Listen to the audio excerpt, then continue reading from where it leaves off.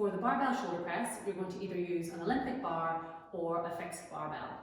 If you're using Olympic bar, as I'm showing you here, and you're using a rack, we want to first of all make sure that the rack is set up at the right height.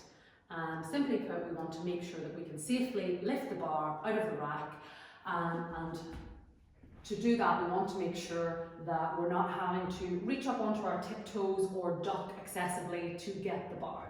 So the bar is here, kind of around about just under the clavicle, and as I come underneath, stand up, I can safely step back out of the rack without having to come up onto my tiptoes or to duck. And as I come back in, I can walk forward and re-rack the bar safely. Positioning of your hands, we want to make sure that the barbell is laying across the middle of your palm, and we're going to place the hands just outside of shoulder width. When you're in this starting position at the bottom, we want a relatively vertical forearm.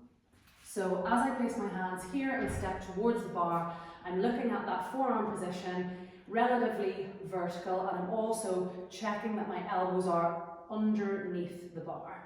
I'm going to stand up, take a step back, make sure my feet are stably planted, glutes are engaged, core is braced, and from here, as I press overhead, I'm going to ever so slightly keep my nose out of the way as I press, and as I come through overhead, I'm going to push my head through this hole.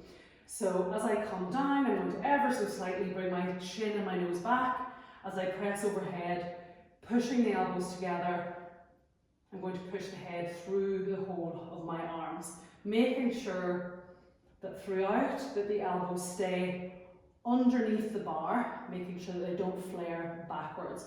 As I'm re-racking the bar, I'm going to do this safely by slowly coming towards the rack and dipping my knees to re-rack the bar.